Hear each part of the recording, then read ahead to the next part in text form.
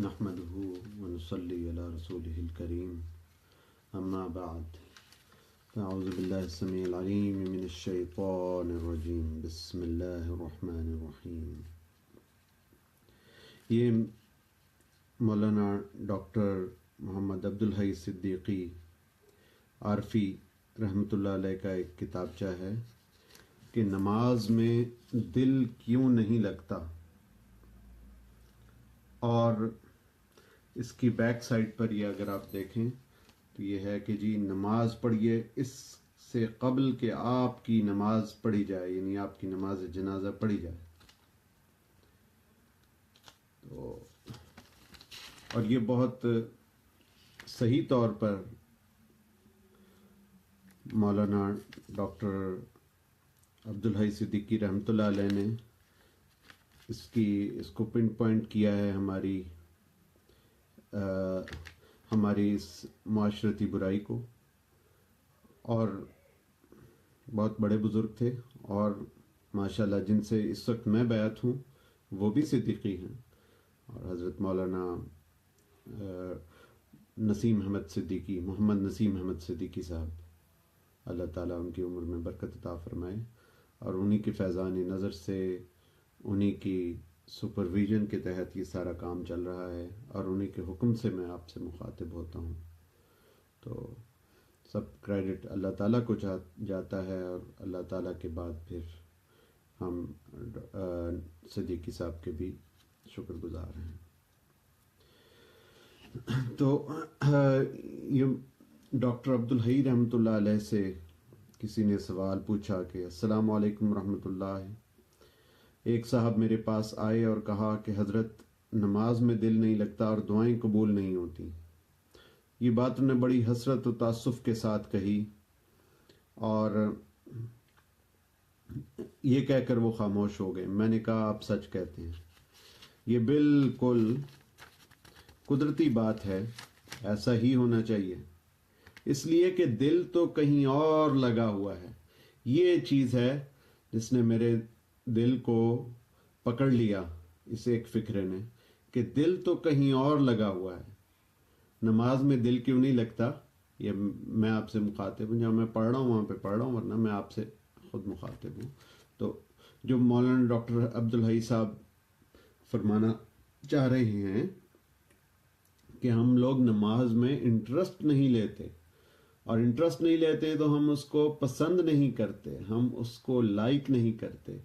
The day we start liking the salat, we start liking and we start concentrating in the salat. So it's very, very important that we start liking salat, and we start taking interest in salat, and we start prioritizing salat. When the salat becomes our priority, then in that case we'll be able to concentrate on salat in a better manner. وہ کہتے ہیں کہ جی دل تو کہیں اور لگا ہوا ہے، وہاں سے فرصت پائے تو ادھر آئے. اللہ والوں کی کیا باتیں ہیں. دل تو خرافات اور تفریحات میں لگا ہوا ہے، اور کہتے ہو کہ نماز میں دل نہیں لگتا، اور دل بدعات میں، منکرات میں، مکروہات میں، فواحشات میں لگا ہوا ہے، کہتے ہو کہ نماز میں دل نہیں لگتا. تو بھائی تم ہی بتاؤ کہ دل آخر کہاں کہاں جائے؟ تم جدھر چاہو گے ادھر ہی وہ جائے گا. بھائی سچ پوچھو تو نقشہ ہماری زندگی کا یہ ہو گیا ہے کہ تیرا دل تو ہے صنم آشنا، تجھے کیا ملے گا نماز میں؟ دیکھیے نا کہ نماز کی کون پرواہ کرتا ہے. ہر روز 5 وقت مسجد کے میناروں سے حی علی الصلاۃ کی ندا بلند ہوتی ہے، اور لیکن مسلمانوں کا دل کھیل تماشے میں. اب جن ملکوں میں مسجد سے نماز کی اذان کی آواز نہیں آتی، ان پہ بھی سسٹم موجود ہے. مسجدوں کے باقاعدہ سپیکر ریڈیو آ گئے ہیں، ریڈیو سیٹس جو ہر مسجد سے ملتے ہیں. اور آپ کے علاقے کی جو بھی مسجد ہو، برطانیہ میں تو یہ سسٹم موجود ہے کہ آپ ریڈیو سیٹ گھر میں رکھیں، آپ کو مسجد کی اذان، اقامت سب کی آواز آئے گی. اسی طرح موبائل میں ایپس آ گئی ہیں، تو یہ سارے بہانے ختم ہو گئے کہ جی اذان کی آواز نہیں آتی. اذان کی آواز نہیں آتی تو آپ ایپ لگوا لیں یا آپ مسجد کا ریڈیو لے لیں اور اس پہ اپنی سیٹنگ اس طرح سے کر لیں. اگر آپ کے پاس ریڈیو نہیں ہے آپ کے قریب کسی مسجد میں تو آپ سیٹنگ اس طرح کر لیں کہ جو آپ کے مسجد کے کلوز در ہو. اور آپ کیلنڈر لے لیں. کیلنڈر ہر مسجد نے یہاں پہ برطانیہ میں کیلنڈر بنائے ہوئے ہیں, اس میں نماز کا ٹائم, جماعت کا ٹائم سب کچھ لکھا ہوتا ہے. ہم لوگ پرواہ نہیں کرتے. ہر روز 5 وقت مسجد کے میناروں سے حی علی الصلاح کی ندا بلند ہوتی ہے, لیکن مسلمانوں کا دل کھیل تماشے اور سیر و تفریح میں لگا رہتا ہے. وہ دنیا کمانے کی فکر میں لگے رہتے ہیں اور یہ نہیں سمجھتے کہ مسلمانوں کی دنیا دراصل دین میں پوشیدہ ہوتی ہے. دنیا کی دلکشی اور رعنائی نے مسلمانوں کو اپنی طرف کھینچ رکھا ہے. پھر جب دل سارا دن انہی باتوں میں لگا رہتا ہے تو پھر نماز میں کیسا لگے گا؟ تو سب سے پہلے دنیا کو اپنے دلوں سے نکالیے. جب دنیا کو اپنے دلوں سے نکالیں گے تو آپ کا دل دین کی طرف لگ جائے گا. یہی وجہ ہے. پھر کہتے ہیں کہ جی جب سارا دن اگر ہم سیاست کی باتیں کر رہے ہیں, فلمیں دیکھ رہے ہیں, ڈرامہ دیکھ رہے ہیں, یا ایسے کام کر رہے ہیں جن سے اللہ تعالیٰ نے منع کیا ہوا ہے, اخبار پڑھ رہے ہیں, تو پھر نماز میں کس طرح سے ہمارا دل لگے گا؟ میں اپنی بات کر رہا ہوں. یہ وہ چیزیں ہیں جن میں میں اپنا ٹائم ضائع کرتا ہوں. تو آپ کو نہیں کہہ رہا میں. تو دنیا کی دلکشی اور رعنائی نے مسلمانوں کو اپنی طرف کھینچ رکھا ہے. پھر جب دل سارا دن انہی باتوں میں لگا رہتا ہے تو پھر نماز میں کیسے لگے گا؟ یہی وجہ ہے کہ نمازیں پھیکی اور بے مزہ ہوتی ہیں. پھر بھی یہ گلہ ہے کہ نماز میں دل نہیں لگتا. یہ عجیب بات ہے. ہمارے معاشرے کا یہ نقشہ بڑا عجیب اور بڑا بھیانک ہے اور بڑا مایوس کن ہے. یہ ہمارے دوست ہیں ڈاکٹر وقاص ارشد صاحب, بھی اس وقت لائن پہ آ گئے. تو اللہ تعالیٰ کرے کہ ہم سب لوگ بہت اللہ تعالیٰ کے مقرب بن جائیں. آگے ڈاکٹر عبدالحی عارفی رحمۃ اللہ علیہ لکھتے ہیں کہ آپ دیکھیے, شادی بیاہ میں روپیہ پیسہ بے دریغ صرف کیا جاتا ہے, خوبصورت شامیانے لگائے جاتے ہیں, روشنیوں کا ایک سیلاب امڑ جاتا ہے, جہیز کے سامان کا ایک انبار دکھایا جاتا ہے, لذت کام و دہن کے لیے بڑا شاندار اہتمام کیا جاتا ہے. لڑکی کے باپ کو کسی اور بات کا ہوش ہی نہیں رہتا. وہ اپنے مہمانوں کی پذیرائی اور تواضع میں غرق رہتا ہے. اس میں اس کا دل بہت لگتا ہے. میں پوچھتا ہوں کہ یہ دل آخر نماز میں کیوں نہیں لگتا؟ اور سنو, موت زندگی کا بڑا عبرتناک واقعہ ہے. جو انسان ابھی زندہ تھا, چلتا پھرتا تھا, وہ اب بے حس و حرکت پڑا ہے. اب میں آپ سے کتاب بند کر کے میں کہتا ہوں کہ جی میری عمر مثال کے طور پہ 43 ہو گئی ہے, 43 ہو گئی ہے. تو اب آگے دیکھیں, یعنی کتنے ریٹائرمنٹ میں صرف 17 سال رہ گئے. پھر جب 17 سال کے بعد ریٹائرمنٹ ہے, پھر اس کے بعد یہ تو اگر ہے کہ اگر میں 17 سال جیتا ہوں, اس کے بعد پھر کب موت آ جائے گی؟ کسی بھی وقت آ جائے گی. موت کو یاد رکھنا چاہیے بھائی, کسی بھی وقت آ سکتی ہے. یہ ایسی چیز ہے کہ کسی بھی وقت آ سکتی ہے. تو موت کو باقاعدہ لوگ تو موت کا مراقبہ کیا کرتے تھے, کیونکہ موت ایک حقیقت ہے. موت کا مطلب یہ نہیں ہے کہ آپ وفات پا گئے ہیں اور آپ فوت ہو گئے تو زندگی ختم ہو گئی ہے. ڈاکٹر کامران چیمہ صاحب بہت ویری ویلکم. اللہ تعالیٰ آپ کی ساری دعائیں قبول فرمائے اور آپ ہمارے لیے دعا کرتے رہیے. تو یہ جو موت کی بات ہے کہ موت کسی بھی وقت آ سکتی ہے, تو موت کو یاد رکھیں. موت کے بعد جو زندگی ہے اس کو یاد رکھیں, اس کو بہتر بنانا ہے ہم نے. تو اگر اس کا خیال ہوگا ہمیں ہر وقت, اور دنیا سے تھوڑا سا بے رغبت ہو جائیں گے, دنیا کو دل میں جگہ نہیں دیں گے, تو پھر انشاءاللہ نماز میں دل لگے گا. آگے ڈاکٹر عبدالحی عارفی رحمۃ اللہ علیہ فرماتے ہیں کہ آپ دیکھیے, شادی بیاہ میں روپیہ پیسہ بے دریغ صرف کیا جاتا ہے, خوبصورت شامیانے لگائے جاتے ہیں, ٹینٹ لگائے جاتے ہیں, روشنیوں کا ایک سیلاب امڑ آتا ہے, جہیز کے سامان کا ایک انبار دکھایا جاتا ہے اور لذت کام و دہن کے لیے بڑا شاندار اہتمام کیا جاتا ہے۔ لڑکی کے باپ کو کسی اور بات کا ہوش ہی نہیں رہتا، اپنے مہمانوں کی پذیرائی اور تواضع میں غرق رہتا ہے۔ اس میں اس کا دل بہت لگتا ہے۔ میں پوچھتا ہوں کہ یہ دل آخر نماز میں کیوں نہیں لگتا؟ ٹھیک ہے، مہمانوں کی کرنی چاہیے، مہمان نوازی بہت ضروری ہے، لیکن یہ کہ نماز کو پرائیورٹی دینی چاہیے۔ تو یہ فرما رہے ہیں ڈاکٹر عبدالحی رحمۃ اللہ علیہ۔ آگے فرماتے ہیں کہ جی موت زندگی کا بڑا عبرتناک واقعہ ہے۔ جو انسان ابھی زندہ تھا، چلتا پھرتا تھا، وہ اب بے حس و حرکت پڑا ہے، روح پرواز کر گئی ہے، جسم مٹی کا ڈھیر بن گیا ہے۔ ورثاء اسے قبر میں دفن کرتے ہیں اور قبر پر چادر چڑھاتے ہیں، قرآن خوانی کا اہتمام کرتے ہیں، اور ان سارے کاموں میں دل لگتا ہے تو پھر نماز میں بھی لگنا چاہیے نا۔ تو ایک نماز ہی بیچاری ہے کہ جس کے بارے میں لوگوں کو یہ شکایت رہتی ہے کہ اس میں دل نہیں لگتا۔ بھائی دل لگاؤ گے تو لگے گا، یہ تو تمہارے اختیار کی بات ہے۔ یہ کیا بات ہے کہ ہر جگہ تو دل خوب لگتا ہے لیکن یہاں نہیں لگتا؟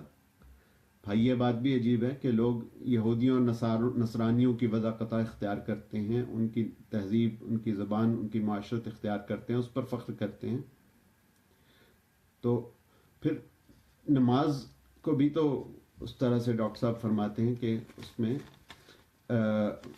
اس میں ہمارا دل لگنا چاہیے۔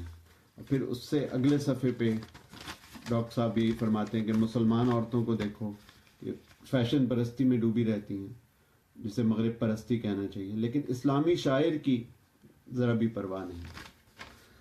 تو پھر آگے صفحہ نمبر 9 پہ ڈاکٹر صاحب فرماتے ہیں کہ ذرا غور کرو کہ یہ پریشانیاں، یہ بلائیں، یہ مصیبتیں کیوں آتی ہیں؟ وہ گھرانے جو کبھی شادی خانے تھے اب غم کدے کیوں بن گئے ہیں؟ شادی میں جو روپیہ پیسہ خرچ کیا تھا، جو زینت و آرائش کی تھی، جو شاندار دعوتیں کی تھیں، اس شادی کا کیا انجام ہوا؟ اکثر گھرانوں میں بڑا حسرتناک اور المناک نقشہ دکھائی دیتا ہے۔ 4 مہینے کے بعد ہی میاں بیوی میں کھٹپٹ شروع ہو جاتی ہے، تلخیاں بڑھتی ہیں، نفرت پیدا ہوتی ہے، زندگی کا عذاب بن جاتی ہے، پورا کنبہ پریشان ہو جاتا ہے، نتیجے میں طلاق ہو جاتی ہے۔ تو مطلب جو ڈاکٹر صاحب کہنا چاہ رہے ہیں، ٹھیک ہے آپ نے بلایا ہے مہمانوں کو، ان کی خاطر تواضع کریں اور بہت ان کی آؤبگت کریں، لیکن ایسا کوئی کام نہ کریں جو اللہ تعالیٰ کے غضب کو دعوت دے، اور نماز کو پرائیورٹی دیں کہ نماز، چاہے شادی کا فنکشن ہے جو بھی ہے، نماز لوگ وقت پہ پڑھیں، اللہ تعالیٰ سے دعائے خیر کریں اور شریعت کی جو حدود میں رہتے ہوئے جو مرضی فنکشن کریں، لیکن پرائیورٹی نماز ہو، اور اللہ تعالیٰ کے، یعنی جس کو کہتے ہیں نا کہ دل یار ولے اور ہتھ کار ولے، یا دوسری طرح کہتے ہیں ہتھ کار ولے دل یار ولے، کہ دل آپ کا جو ہے وہ بالکل ایک طرح سے دنیا کی طرف وہ نہیں لگنا چاہیے، دل آپ کا اللہ تعالیٰ کی طرف رہے، پھر آپ دنیا کا جو مرضی کام کریں۔ اسی لیے نسیم احمد صدیقی صاحب فرماتے ہیں کہ ہم دنیا کے لیے مر گئے ہیں، اور یہی، حالانکہ اللہ تعالیٰ ان کو بہت لمبی اور برکت کے ساتھ زندگی عطا فرمائے، تو ان کا سایہ ہمارے سر پہ ہمیشہ قائم رہے، لیکن وہ کہتے ہیں کہ جی وہ ایک زمانے میں اپنے ساتھ لکھا کرتے تھے، محمد نسیم احمد صدیقی مرحوم، وہ اس لیے کہ انہوں نے دنیا میں دل لگانا چھوڑ دیا، دل اللہ تعالیٰ کی طرف لگائے رکھتے ہیں، تو پھر ان کو اللہ تعالیٰ نے دنیا میں بھی برکت دی۔ تو دنیا کی کون سی نعمت ہے جو ان کے پاس نہیں؟ ہر قسم کی نعمت ہے، تو اللہ تعالیٰ کا شکر ادا کریں۔ بھائی اس کے بعد یہ آگے فرماتے ہیں کہ ہمارے معاشرے کی صورت یہ ہو گئی ہے کہ کوئی گھر ذہنی اذیت اور کلفت اور رنج و غم سے خالی نہیں ہے، ہر جگہ بے اطمینانی ہے، پریشانی ہے اور ہراسانی ہے، ہر گھر میں غم و اندوہ کا دھواں اٹھ رہا ہے، ہر دل میں آگ سلگ رہی ہے، باپ بیٹے میں، ماں بیٹی میں، ساس بہو میں، میاں بیوی میں، بھائی بھائی میں جنگ جاری ہے، بڑی کربناک صورت ہے، بڑی اذیت بخش فضا ہے۔ اس کا واحد سبب وہ غلط کاری ہے جو ابتدا میں اختیار کی گئی، غلط کام کا غلط انجام ہوتا ہے۔ مرد آخر بھی مبارک بند آئیس۔ اب ذرا زندگی کا پہلو دیکھو کہ ہمارے معاشرے میں سود، رشوت، بددیانتی حرام کاری بڑے شد و مت سے جاری ہے. لوگ پیسے کے پیچھے دوڑ رہے ہیں. حلال اور حرام سے لاپرواہی، جائز و ناجائز سے بے نیازی، ان کے نزدیک گویا کوئی آسمانی قانون ہے ہی نہیں. اس کا یقین نہیں کہ خدا دیکھ رہا ہے، وہ حاضر و ناظر ہے، علیم و خبیر ہے. اب دیکھو کہ ان کے تمام کاموں میں بہت دل لگتا ہے ان کا، تو لگاؤ، لیکن یہ نہ بھولو کہ ہر عمل کا رد عمل ہوتا ہے اور وہ ہو کر رہے گا، اسے کوئی روک نہیں سکتا. آگے وہ فرماتے ہیں کہ جی بھائی اب سوال یہ ہے کہ ان برائیوں کا علاج کیا ہے. کہتے ہیں کہ جی علاج بھی بتائے دیتا ہوں. تم مسلمان ہو، تمہارا اللہ ہے جو تم پر بے حد مہربان ہے. تم اس سے مایوس نہ ہو. اس کی رحمت کا اور بخشش کا دروازہ ہر وقت کھلا ہوتا ہے. تم اس کی بارگاہ میں جاؤ مگر اس طرح کہ تمہارے دل میں اللہ تعالیٰ کا خوف اور خشیت ہو، آنکھوں میں ندامت کے آنسو ہوں اور آستانہ الوہیت میں جبسائی کا شوق بھی ہو. جب تم اپنی پیشانی اس کی چوکھٹ پر رکھ دو اور یہ التجا کرو، یہ دعا کرو کہ یا اللہ میں گناہگار ہوں اور امیدوار رحمت ہوں اور خطا کار ہوں، اور لیکن تیری رحمت کا امیدوار ہوں، طلبگار ہوں. میں نے ظلم کیا ہے، میں نے نافرمانی کی ہے، میں نے تیری نافرمانی کی ہے، میں صراط مستقیم سے بھٹک گیا تھا. میں اب نادم و شرمسار ہوں اور امیدوار رحمت کردگار ہوں. اے اللہ تو مجھے معاف فرما دے، بخش دے اور اپنے کرم کے دامن میں مجھے سمیٹ لے اور مجھے اپنے گناہوں سے بچنے کی توفیق عطا فرما. تم جب اس طرح بارگاہ عزتی میں التجا کرو گے، گڑ گڑاؤ گے، آنسو بہاؤ گے، تو انشاءاللہ تمہاری دعا ضرور قبول ہوگی، تم بامراد ہوگے. اللہ تعالیٰ نے تمہیں یہ بھی دعا سکھائی ہے کہ ربنا لا تؤاخذنا ان نسینا واخطأنا ربنا ولا تحمل علينا اصرا كما حملته على الذين من قبلنا ربنا ولا تحملنا ما لا طاقة لنا به واعف عنا واغفر لنا وارحمنا انت مولانا فانصرنا على القوم الكافرين. اس کا ترجمہ پڑھ دیتا ہوں. یا اللہ، یا ہمارے پروردگار، ہماری پکڑ نہ کرنا، اگر ہم بھول جائیں یا چوک جائیں تو ہم پر بھاری بوجھ نہ رکھنا جیسا کہ تم نے ہم سے پہلے کے لوگوں پر رکھا تھا. اے ہمارے پروردگار، ہم سے وہ بوجھ نہ رکھنا اور ہم سے وہ چیز نہ اٹھوانا جسے ہم آسانی سے اٹھا نہ سکتے ہوں، اور ہم سے درگزر فرمانا، معافی فرمانا اور ہمیں بخش دینا اور ہم پر رحم کرنا. یا اللہ تو ہی ہمارا مالک ہے اور تو ہم کو کافر لوگوں پر غالب کر دے. اس کے بعد آخر میں پھر دعاؤں کا سلسلہ ہے، وہ بھی پڑھ دیتا ہوں. 3-4 صفحے اور ہیں اور آمین کہتے جائیں. یا اللہ ہمارے قلوب میں بیداری پیدا فرما دیجئے، ہماری غفلتوں کو دور فرما دیجئے. یا اللہ ہم پر جو بے حسی طاری ہے اسے دور فرما دیجئے. تمام عالم کے امکان میں جہاں جہاں مسلمانوں پر تباہیاں اور بربادیاں آ رہی ہیں ان پر رحم فرمائیے. یہ سبب ہمارے شامت اعمال کی صورتیں ہیں، ان کو اپنی رحمت سے بدل دیجئے. یا اللہ دشمنان اسلام کی سازشوں سے اہل اسلام کی حفاظت فرمائیے، اور جو کفار و مشرکین و یہود و نصارہ اہل اسلام کو مٹانے کے در پہ ہیں، اللہ جی آپ دشمنان اسلام کو سمجھ لیجئے اور ان کے تسلط سے اہل اسلام کو بچا لیجئے. یا اللہ ہماری توبہ اور استغفار کو قبول فرما لیجئے اور اپنے قہر کو ہم سے دور کر دیجئے. اور یا اللہ ہر طرح کے مصائب و آلام سے، ہر طرح کے حادثات اور سانحات سے ہمارے اہل و عیال کی، ہمارے دوست و احباب کی، ہمارے اعزاء و اقارب کی، تمام مسلمانوں کی حفاظت فرما.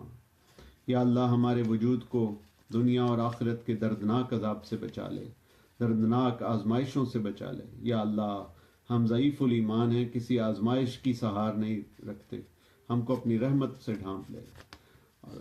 آپ یا اللہ آپ خالق کائنات ہیں، آپ ہم تمام شرور اور فتن سے آپ کی پناہ چاہتے ہیں اور ہر طرح کی دین و دنیا کی خیر آپ سے طلب کرتے ہیں. اے اللہ ہمارے ایمانی تقاضے بیدار فرما دیجیے اور ہمارے ایمان کو قوی فرما دیجیے، ہمیں سچا مسلمان اور مومن بنا دیجیے، ہم کو، ہمارے اہل عیال کو، ہمارے دوست احباب کو، ہمارے عزیز و اقربا کو، سب کو عافیت دارین نصیب فرمائیے، جو حاضر ہیں ان کے حق میں بھی اور جو حاضر نہیں ہیں ان کے حق میں بھی ہماری دعائیں قبول فرمائیے۔ یا اللہ لبنان، فلسطین، ہندوستان، افغانستان اور برما کے اور کشمیر کے مسلمانوں کی امداد و نصرت فرمائیے۔ وَاجْعَلْ لَنَا مِن لَّدُنكَ وَلِيًّا وَاجْعَلْ لَنَا مِن لَّدُنكَ نَصِيرًا وَكَفَىٰ بِاللَّهِ وَلِيًّا وَكَفَىٰ بِاللَّهِ نَصِيرًا۔ یا اللہ مسلمان جہاں جہاں مغلوب ہیں، دشمنان اسلام پر انہیں غلبہ عطا فرمائیے۔ یا اللہ رشد و ہدایت کے دروازے ہمارے اوپر کھول دیجیے اور ہمارے جو صاحب اقتدار ہیں ان کو ہوش عطا فرما، اسلام اور ایمان کی سچی محبت سے ان کے دلوں کو بھر دے۔ یا اللہ رشد و ہدایت کا فیصلہ اس قوم اور اس ملک کے حق میں صادر فرما دے۔ یا اللہ جو آپ کی نافرمانی اور گناہوں میں ملوث ہیں ان کے قلوب کو بدل دیجیے، ان کو ہدایت نصیب فرمائیے اور ان کو سچی توبہ کی توفیق عطا فرمائیے، ان کو اپنا فرما بردار بندہ بنا لیجیے۔ یا اللہ اس ملک میں دین اور قرآن و سنت کی ہوائیں چلا دے اور فسق و فجور کے طوفان ٹھنڈے فرما دے۔ یا اللہ ہم کو اپنی اور اپنے حبیب صلی اللہ علیہ وسلم کی سچی محبت عطا فرما دے، اسلام اور ایمان کی عظمت ہمارے دلوں میں بٹھا دے۔ یا اللہ ہم میں جو صاحب اقتدار ہیں اور جو مصلح بہی خواہان ملت ہیں، قوم و ملت ہیں، جو واعظین مبلغین ہیں، ان کے مساعی میں اور ان کے ذرائع اور وسائل میں اعانت اور نصرت عطا فرما دیجیے۔ ربنا لا تجعلنا مع القوم الظالمین، ربنا لا تجعلنا مع القوم الكافرین، آمین یا رب العالمین، آمین ثم آمین۔ اللہم اغفر للمؤمنین والمؤمنات والمسلمین والمسلمات الاحیاء منهم والاموات، اللہم اغفر امت محمد صلی اللہ علیہ وسلم، اللہم ارحم امت محمد صلی اللہ علیہ وسلم، اللہم انصر امت محمد صلی اللہ علیہ وسلم، اللہم افتح لامت محمد صلی اللہ علیہ وسلم، اللہم فرج لامت محمد صلی اللہ علیہ وسلم، اللہم تجاوز عن امت محمد صلی اللہ علیہ وسلم، ربنا لا تزغ قلوبنا بعد اذ ہدیتنا وہب لنا من لدنک رحمہ انک انت الوہاب۔ یا اللہ جب ہمارے دل ہدایت پا چکے تو اس کے بعد ان کو گمراہی کی طرف نہ لوٹا دینا، بلکہ ہمیں ہدایت پر ہی گامزن رکھنا اور ہمیں اپنی جناب سے رحمت ہمارے لیے نازل فرمانا۔ ربنا تقبل منا انک انت السمیع العلیم وتب علینا انک انت التواب الرحیم، اللہم آمین بحرمت النبی الکریم الامین الرؤوف الرحیم علیہ وآلہ الصلاة والتسلیم وبرحمتک یا ارحم الراحمین۔ اللہم صلی علی محمد وعلی آل محمد کما صلیت علی ابراہیم وعلی آل ابراہیم انک حمید مجید۔ اللہم بارک علی محمد وعلی آل محمد کما بارکت علی ابراہیم وعلی آل ابراہیم انک حمید مجید۔ وآخر دعوانا ان الحمد للہ رب العالمین۔